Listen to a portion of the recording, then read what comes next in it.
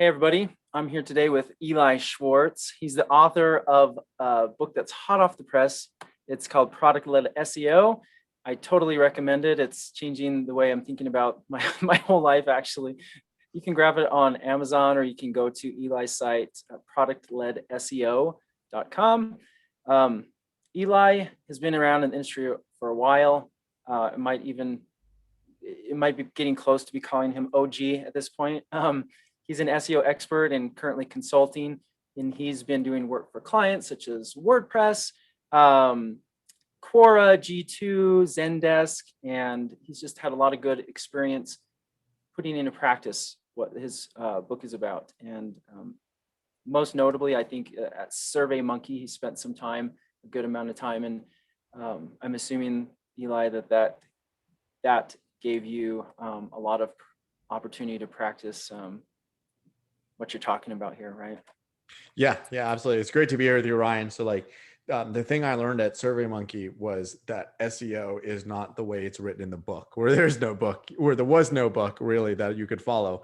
All of the SEO I had to do was, diplomacy and planning and making friends. Like that's SEO. Like you don't get anything across the finish line without those things. So that's what informed what I wrote in the book, which is hopefully never going to be obsolete, or at least won't be obsolete for a while. Whereas, SEO best practices will change every time there's a new update or technology changes. But when, winning friends and making things happen, like that should never be obsolete. Yeah, that's an awesome point. Before we jump in a little bit more into the book, I have some questions I'm really dying to ask you, but I want to know a little bit about you and like what makes you tick. Like this may be the red carpet experience at Disney, my Disney experience speaking, but who is Eli Schwartz and what makes him tick? I love people and behavior. So like that's my favorite aspect of everything in the world. Like my hobby is traveling. Like I love going to new places and finding out about new things and learning things. And I always like inject my job and my career into it. I lived in Asia for a couple of years, and my interest in living in Asia came from like taking a vacation to Tokyo. And while I'm sitting on the trains in Tokyo, and I just like couldn't help but like stare over people's shoulders and watch how they use their phones. I was like, from a marketing standpoint, like I want to see the websites they use and like the apps they download and what kind of phones they had. And like I was so curious about that. So I love travel and I love going places and learning about things. Like, and I post pictures of it. Like I was in Malaysia, and I saw there's a police station. The police station put the URL to get in touch with them. It was a Facebook URL. It's like they engraved it into the wall of the police station. Like I thought it was very cool. Like that's what they do. Like in Malaysia, like the way they split internet usage, like richer places use Facebook because Facebook was more data heavy, and poorer places use Twitter because Twitter's less data heavy. Twitter's popular in Indonesia, which is poor. Facebook's less. So it's like I love that. So that's what makes me tick. It's behavior, and like that's the part of SEO I love. Is like I don't think about like how do you trick Google. I think about how do you appeal to people. Yeah. And I mean, that's been the story the whole time, but unfortunately, there's always those who want to like, game the system and try to figure out how to get to the top, right? And avoid building relationships and doing those things. Yeah. So I'm glad that you're, I don't know, sounding the alarm, I guess is maybe one way to think about it. Great. And I just, one more question on a personal note. I noticed that you dedicated the book to the late CEO of SurveyMonkey, and it really felt like he had made a difference in your life. Can you tell us a little bit about that? What he meant to you and how he influenced you? Yeah. So like I said, I went to Asia and I spent a couple of years. I lived in Singapore, and it all started with going on that trip to Tokyo and being like, wow, this is really cool. I want to live in Asia. Mostly because I liked international marketing, and I couldn't just take a vacation and not make any money. I was like, I want to move here and make this official and get a job. And SurveyMonkey it's a US company and with a couple of global offices. And it never occurred to me that I could go to Asia with SurveyMonkey. So I spent a year applying for jobs and interviewing, and I ultimately got a job leading an agency in Singapore and APAC, for APAC, for a bigger agency. And when I went to give notice, it wasn't notice out of any sort of spite to leave SurveyMonkey. Like, I want to get out of this place. It was really like, this is my dream. I want to live in Asia. SurveyMonkey would never send me to Asia. So like, this is what I'm doing. And, 20 minutes after giving notice to my manager, who's a VP of marketing, I was sitting across the table from Dave Goldberg, who was the CEO, and who I had somewhat of a relationship prior to that because the company was kind of small, but I never occurred to me that, he would be involved in a conversation of me leaving. And he insisted that I could not leave the company. And I insisted to him that there was no way I could stay with the company because I wanted to go to Asia. And we reached this impasse where he wanted to send me somewhere else and I only wanted to go to Asia. And what he did was he's like, you know what? I want, this is a dream. This is your dream. I want you to stay with the company. I'm going to make this dream happen for you. And he allowed me to create a role. It cost more than my salary, two to three times my salary to make that happen. They had to form a new company called SurveyMonkey Singapore. They had to get me full health insurance. And a lot of it he did was because it wasn't for me. It was like, it was my dream. So therefore he made it his dream. Like, he set up this company so my stock will continue vesting. He set up the company so he could have, like, I could have real benefits. And, our third child was born in Singapore because I had those benefits. I would have had to move home. And, that's why I dedicated the book to him, because he allowed me to like fulfill almost an entrepreneurial dream while having a job, and to fulfill a personal dream while having a job. And like, he made it his dream. And the book and the way I think about my career would never have happened if not for that. That's powerful. Well, I'm glad that you had it sounds like a great mentor like that. People who believe in us, it's just a powerful thing. Again, that goes back to the relationship building, right? Absolutely. So was that the spark for the book, or what would you say kind of was the initial impression that you had to put this book together? I'd say there were two things really that motivated me to write the book. The first is I had a fantastic team at SurveyMonkey, and they would, I really enjoyed working with them and guiding them through decisions that I had gone through in the past. And they were like, hey, you should write this down. This would be very helpful for us to understand how to navigate this, like hiring someone or navigate an impasse with a product manager, or how to get someone to do the things you want to do to achieve your goals. So I started writing these things down. And the second thing that really motivated me to write the book was I would have conversations with so many different leaders, and they would say, this is very interesting. Where can I read more about this? And, obviously I don't think anything I put in the book is necessarily new, but it's not in a book. There are a great many blog posts on it. There are many thought leaders that put this on podcasts and videos and conferences, but there was no book. There was no book written to the leaders, like, of how to think about SEO. So that really motivated me to say, hey, there's an audience. There's like an appetite for this kind of content. The leaders in companies need to understand how SEO works and why SEO works, rather than the tactics and like how to do keyword research, which does not appeal to them at all. Yeah, that's kind of getting down too far in the weeds for them to like care about it, and then things don't happen. Yeah. So let's dive into this concept of product-led SEO. Just like big picture, what is it? It's easier to understand product-led SEO if you think of the opposite, which is content-led SEO. So content-led SEO is the way most people do SEO, which is they take a keyword, they put it in a keyword research tool, and they write some content, and that's the SEO they're doing. They don't think of bigger picture of, is there an audience for this? Who is the audience? What does the audience expect? And then once you've established that, you think of the broader aspect of like, how do I build this? So when you think of content-led SEO, it's really SEO person doing keyword research, content person writing it, posted on a website. When you think of product-led SEO, it really comes down to, you need a user, just like any other product. You need a product process, which means you're going to need a designer. You're going to need a content person. You're going to need an engineer. You're going to think of software. You're going to want to work with analytics, like all of the aspects to launching any sort of product. So it's bigger picture SEO. It's holistic approach to SEO. And I also like to think of it from a scaled approach. It's an actual product. And like in the book, I talk about some of my favorite examples, which are SEO, but they're products, which is, say, Amazon. The way Amazon does SEO is not, all right, we're going to optimize this single listing right here and throw in as many keywords as possible. They approach it from a product standpoint, which is, what are all the things we need to do to build out the optimum product listing? We'll likely do well on most of these. Some of these we won't do as well, and that's just fine. Or TripAdvisor. What's the optimum approach to build hotel review, restaurant review, Airbnb or hotel like place reviews on every single page in every single city and every single hotel and every single country across the world, rather than let's do really well on, this Ritz-Carlton. And another example I use in the book, and my favorite example of product-led SEO is Zillow, which is Zillow's driving all this traffic from individual addresses in America.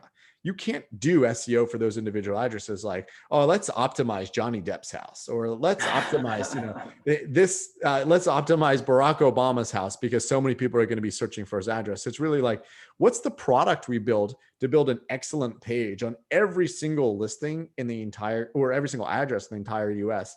And that can easily be turned into, from there, it's a product. They can improve that product, but it can also say, you know what, we'd like to launch this in Spanish. We'd like to expand it to Canada. That product exists. All they need is more inputs. Yeah. So this is interesting because we're coming into this age of technology, right? And all this like AI, Google is like infused with that right now, right? And like their algorithms are being determined more and more by machine learning. So why do you say that like SEO, especially in this day and age, is a human job? Why can't we just buy some tool that does tells us all the things that we need to rank for? It takes the content from the top sites and spins it for us, gets backlinks, and then puts our kids in bed at night, right? So like, why is it a human's job when all this technology exists? I think you answered your own question. You made it worse than it sounds. No, I'm kidding. Yeah, it does sound pretty bad on it. Yes, because I think that when you use tools for SEO, and like I love tools, right? And I think tools are awesome, and you need tools to do your job. But it's not the be all and end all, which is tools can help you figure out what your title tag should potentially contain. It can help you figure out what keywords you should sort of put in your content, but it can't write your content for you, because at the end of the day, it's a customer that needs to buy. You and I, before we started recording, we're just talking about microphones and which microphones we like. Like, yeah, if you were to read an article, and I was actually shopping for a new microphone because I will do some traveling this summer. You read an article written by a machine about the best microphone to buy, like, it's not going to help me buy. I want to read reviews. I want to read someone who said, hey, I bought this microphone because it sounded really crisp and like, cut out the background noise of someone vacuuming in my house. Like that's excellent. That's extra details. Or I liked it because I was able to fit it in my pocket when I was wearing like really tight jeans. Like, you can't, that's the human aspect to what humans are doing. And AI can't write this for us. Like AI can't say the emotion we need to attribute to microphone buying is cutting out vacuum noises and meowing cats, right? Like it can tell you need to use the word microphone and the word mic, and you need to say mute button, but that can't sell. And that's why I think like tools can help you along. But if what you're trying to do is trigger humans to take an action, whether that action is downloading an app, buying something, subscribing to something, you need a human to say, hey, this is what I know humans want. And I think AI is really good. I think AI can understand a lot, but they can't think. They can't get to that human emotional concept.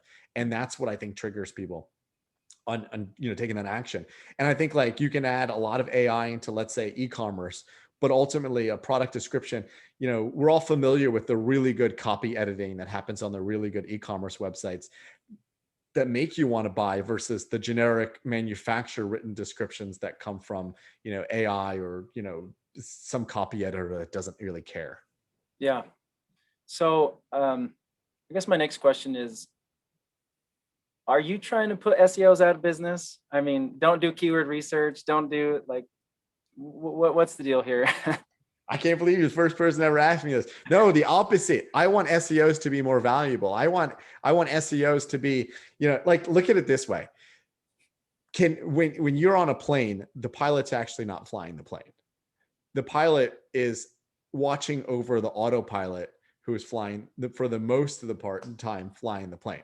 Now, no one's getting on a plane that's just an autopilot, and pilots are always going to need to be really well trained. And pilots make a lot of money. I want SEOs to be like that. I want SEOs to be that layer that really help all of the pieces work together, that help the product teams work together, that help pick the best content, help layer in the most emotion. I don't want SEOs to be the people that use, SEMrush or use Ahrefs and spit out a bunch of recommendations and then put it in a spreadsheet and be like, here's your content roadmap. Like, why do you need that SEO person to do that? if all it comes down to is just like translating some tools or like reading the latest blog post from, the Search Console blog, anybody can do that. I want SEOs to be that layer of understanding and saying like, we've done some testing.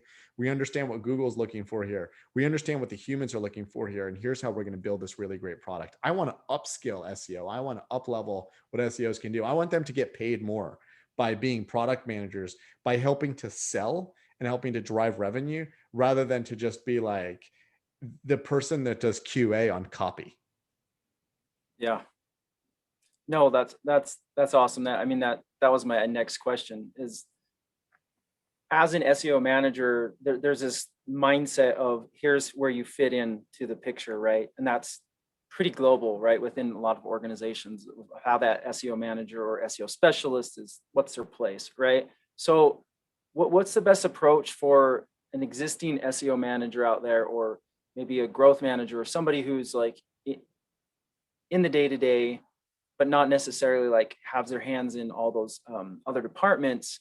How can they successfully drive the buy-in, for this kind of approach, right?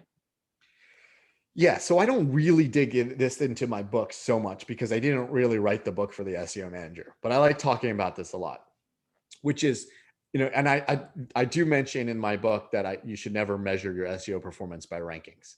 And when I say that, I'm speaking to the leaders who should not be measuring their SEO managers by their rankings. But what I would say specifically to SEO managers is, when you measure yourself by rankings and you measure yourself by keywords, you're undercutting yourself. You're shooting yourself in the foot. If you measure yourself by performance, by product level performance, by revenue performance, you should have some swagger in your step. Like when I was at SurveyMonkey, and I taught all the leadership how to stop thinking about keywords and to stop thinking about ranking. And instead I started thinking about revenue. And I discovered that 3/4 of all revenue was driven by organic traffic. And you can look at SurveyMonkey now, and like they're a public company, like 3/4 of hundreds of millions of dollars.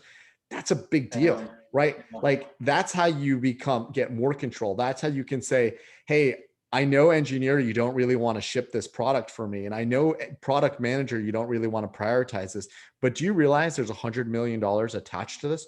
Are you still not okay with fixing this? But when you just say like, hey, I need this because Google told me I need to have like 55 characters in my title tag, they'll be like, well, tell Google we don't have time for that, right? So like, when you have the right metrics, when you think about this from a business standpoint, which is, another thing I would say is like, I think about business and I think about revenue, but I think about it on a long scale, like over a longer period of time. I was recently talking to a leader who's building a business that drives hundreds of millions of dollars a year, which means over multiple years, they're going to drive billions of dollars.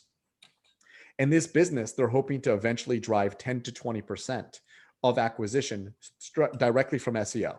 Could be branded SEO, could be non-branded SEO, and that's a conservative number, right? This business is driving hundreds of millions of dollars. They think that they could drive 10 to 20%. I think anybody that does SEO thinks at least 10 to 20% of all acquisition can come from SEO.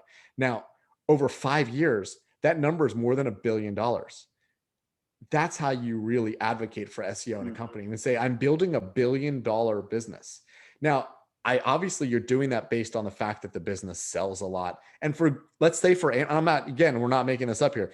For Amazon, SEO was billions of dollars a year, easily, right? For like businesses like that, SEO is billions of dollars a year. Now, if you were at Amazon and all you said is, hey, look at this, I'm number one for like, I don't know, for microphone, and I'm number one for Lenovo computer, and you just like had this big long list of keywords, they'll be like, okay, thank you, I'll take a look at your keyword list when I have some other time. But if you're at Amazon and say, look, I'm responsible for $40 billion on SEO, and I'm making a request that you please do this for me, that's a whole different ballgame. Yeah. No, I love that. I love that. So next step, you have this buy-in, you've got the swagger in your step, as you put it. What does putting something into play look like? I mean, you've talked about some examples and those are awesome. How do you get from point A to point B, right? So really starts with thinking big. So again, I'm not putting any SEO managers out of business. I want you to think big. I want you to think what you want from 5 years from now. So you want to think of what are the things that your users are looking for? What are and you want to talk to users, what are they looking for that you can create? And that's how you think big. Instead of saying, well, what are the 5 blog posts I need to write this month? Say, what's the aspect? In my book, I go through an example, like a made up example around telehealth, which Google is actually launching a product around right now of like, Good job. this skin, like a camera that can identify skin cancer. Oh man. But like, you take a big corpus of content, like what's something that all my users are looking for? How would I create that? And from a job security standpoint, you're an SEO manager and you're thinking 2 years down the road and you start building a plan. You're not going to get fired before you ship that plan, because like you got a 2-year plan. If you're a consultant and you come in with a 2-year roadmap, like that would be a significant sunk cost if you got fired 6 months in and you were actually building towards something. So that's what I think the logical next step is. Like, think what you can build that really can attract and get you to that billions of dollars, instead of think what you can build that can get you another position 1 ranking. Yeah. And I know that's a broad answer, right? But like it's business specific. Right. No, and I like this idea of thinking big. I like the idea of, just standing out from the crowd and creating something that serves your users better than anybody else, right? I mean, even within the content, led framework, like you're thinking of it that way too, right? Always think What big. you're talking about is more like a product, right? And something that's more scalable than the content could. Well, at least the traditional way of doing content could be, right? Yeah. Oh, so there's I talked to a company that they're pretty good in their SEO, and they create a lot. I just stumbled upon some of their content last night, and it's very long. They told me that they're producing 60 pieces of content a month, which is not a lot in the grand scheme of things when you want to create tens of thousands of pages, and each of their pieces of content cost $1,000. So just think about that budget. $60,000 a month on just content, right? Like that is massive. And over years, even that, like they can spend millions of dollars and they still only have less than 1,000 pieces of content.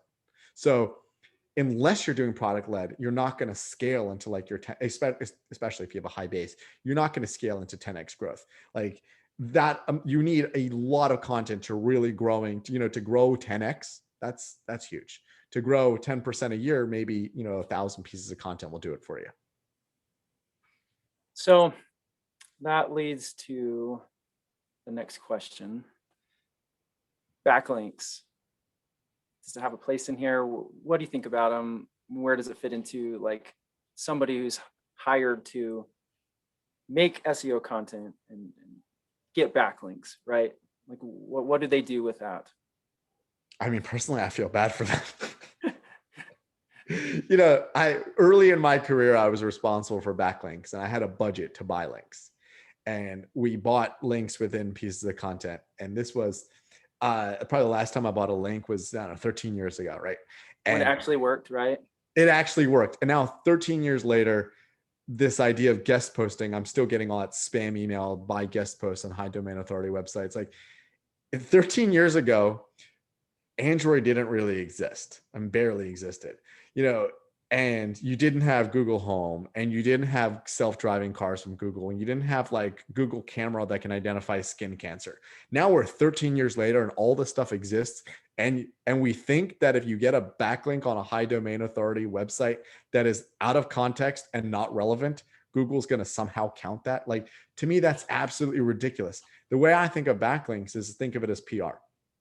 Initially, I think there was a quantity aspect to links, and you could chase your competitors by getting more quality and quantity than your competition. Now I think it's only quality. There's no quantity aspect. You may think that your competitor has 30 good backlinks, but Google's probably discounting 29 of them because they're a waste of time. So you only need one good backlink to beat them. So that's the way I think of it. I think you should only think of it in terms of PR and not chasing any sort of quantity, and hardly even any quality, because like if you were to get a link from like, let's say you're, I don't know, you're in the pet insurance space and you were to get a link from the White House, it's very possible that Google would say, this is just an irrelevant link. It doesn't matter if it's domain authority 100, totally irrelevant, doesn't count at all. So I wouldn't bother chasing those things. I would think about like, how do you're in pet insurance, how do you get everyone to really know that you're the best pet insurance out there and reach out to them and get all the people in the pet space to link to you? That's relevant, even if they're a low domain authority. Yeah. No, that's awesome. I appreciate that. I haven't thought of links for the same, the same way for a long time. So it's good to I hear. have achieved links from the White House in the past, and they've done absolutely nothing for me. So I have But that was a personal experience. personal experience with like the White House doing nothing at all for me. And that was at SurveyMonkey. So like one of the first things I did at SurveyMonkey, that actually the White House did work. So I joined SurveyMonkey, and SurveyMonkey had been around for a number of years. No one had ever done SEO. And it's like, the best place for someone who loved SEO to be. They had all the websites were translated into 16 languages, but like there was no SEO on that. Like I was able to create all international SEO out of thin air. They had a backlink from the White House because SurveyMonkey had partnered with the White House. This was the Obama White House. Mm, Partnered yeah. with the Obama White House to make an anti-bullying initiative, and they created an official anti-bullying survey. But somehow in the process of like this press release, I think it was a Michelle Obama initiative, with the process of like the VP of surveys going over to the White House and announcing this anti-bullying initiative, they gave the White House the wrong link. The White House linked to a 404. So what I did was I created a page for the 404 to link to. So like now the link became live. So instead of emailing the White House and saying, hey, do you mind like pointing to this one? I just created a brand new page. And then I was able to redirect that link into other pages, and it sort of worked, but then it stopped working because Google's like, you're just flowing irrelevant links from a press release that's orphaned. The press release got orphaned on the White House's website. Oh, there you Yep. go. You And need then to consult there. the second time I got the link was, I guess it was Trump's chamber business, whatever, some commerce secretary, something irrelevant. He stole content from SurveyMonkey. He stole a blog post that SurveyMonkey had written and posted it on like the White House. And there was a link in there and it did absolutely nothing. Like the page it was linked to, nothing happened at all. So very much think that you can't just get the best link in the world and expect it to work. Yeah. Yeah. Good point. Um, does this work in a scenario where you say you come upon, you're consulting a new client and you've seen historically they've had some really good organic traffic, ranking for a lot of great stuff, and then something happened. It's not totally clear what, but they've been on a steady decline for maybe the last year and a half, 2 years. Like, at this point, is it a product-led strategy, like the approach you would take, or is it more tactical, getting down in the weeds, figuring out like maybe what had happened there and why why the site was affected? Yeah, I really think it's both. You want to get into the tactics and understand why the site's been effective. But the second thing I would say is probably the site's been affected because whatever they were doing is no longer relevant. So product led is the only thing that's going to pull them out of that tailspin. You want to create a new way to reinvigorate an audience, to reinvigorate content. And I've seen this with clients in the past, like things used to work and now they no longer work because they no longer work in Google and they no longer work for users. So if you want SEO to be a viable channel, you've got to create something that's viable. And I think product led is the only thing they can do. Great. Yeah. I just see that as, companies like that are spinning their wheels, trying to do the same thing, and just not realizing that the results aren't coming. That, I mean, they realize it, but I think that somehow keeping on doing the same thing is going to somehow magically turn back the clock, right? Great. Well, this is awesome. I mean, there's 1,000 more questions I know I can ask you, and I probably will through shoot them at you on Twitter and stuff. So Answer though. keep an eye out. But I do want to end with some more questions, more of like some general SEO stuff. Maybe call this a speed round, if you will, and then some personal speed round stuff. What's the biggest mistake you've made in SEO, and what did you learn from it? So I made a mistake, and it wasn't my fault, as all mistakes are, of course. As all mistakes are your fault, or as all mistakes are not your yeah, fault? Definitely not my fault. Gotcha. This mistake was at SurveyMonkey, we migrated from surveymonkey.com for the UK. We migrated over to surveymonkey.co.uk. And the reason the mistake wasn't my fault is because we were able to get some sort of, let's call it inside information from Google, because Google was an investor and we had a board member from Google and people at Google, we were able to extract enough information that Google thought it was a good idea to do a TLD, to do surveymonkey.co.uk. However, it took 2 years to do it. So by the time we actually did it, it did nothing and only hurt us. And the reason I think it was useless, and I never recommend moving over to ccTLDs now, .co.uk's, whatever, those kind of things. The reason I never recommend doing it is because if you look on a mobile browser and you do a mobile search, you don't even see the domain name. Like the domain name is invisible. And I went over to the UK as a part of my role. Like I interviewed with UK customers and I asked them how meaningful it was that there was a surveymonkey.co.uk and if it appealed to them. And they're like, oh, I didn't even know you had that. Right. Like, wow, do you know how much money we spent on doing that and like migrating? Like it's complex. You need to be able to log into one site and move over and like keep the cookies and keep like that was expensive. That was really rough. Well, not even that. You had to keep like the back end. You had to be able to log in and actually run a survey and have it all work. So the reason that was a mistake is it didn't go anywhere. And like I said, it wasn't my fault, is because like leadership had gotten sort of that advice from Google, but then it changed and took us too long to integrate it. And that's where like what I learned from that was don't do things that are going to take a really long time if the advice could certainly change. And the second thing was like to better advocate, like that train it was going, like it was hard to pull that back. So I was able to like learn how to pull things back from that link. By the time we did launch it, I didn't think it was going to work. Gotcha. The top 5 books you'd recommend for someone in SEO or in growth marketing. And your book also is obviously one of them, can be included. Yeah, no, my book you should absolutely read. I really like The Art of SEO. That's from Stephen Spencer, Eric Enge, and I think Rand Fishkin was a co-author. That's really good on tactics. It's a great textbook around SEO. I like Influence, Robert Cialdini. So I love behavior and understanding people. Another book I'm really into lately is Never Split the Difference from Chris Voss. So that's negotiation. Again, people. And what am I at, 3 books here? Well, let's call it 4 because I said my own book. And Content Inc. from Joe Polizzi. Joe. Yeah, he's I love the way he thinks about content. So definitely throw that in there. And then Top of Mind from John Hall on really like relationship building and thinking about how to build links. So awesome. Yeah. Cool. Who do you pay attention to in the SEO world? Like who's meaningful enough to take your time out and read a tweet or what have you? Oh, there's so many people. I don't want to call anybody out.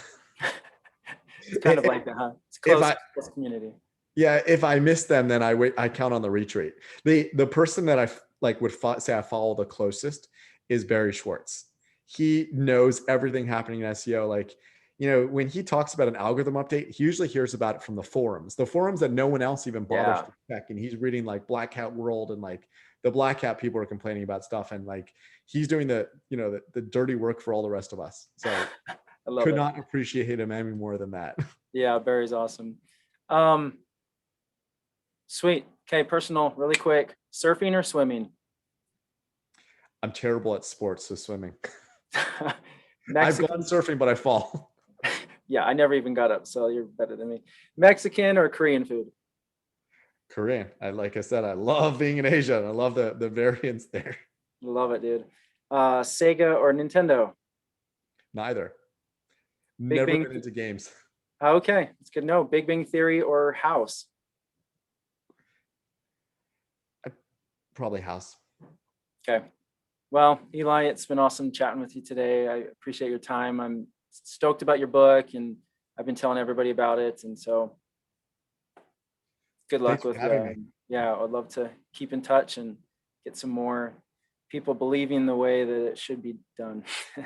Absolutely. It's great to be here. Thank you so much, Ryan. Yeah, thanks, Eli.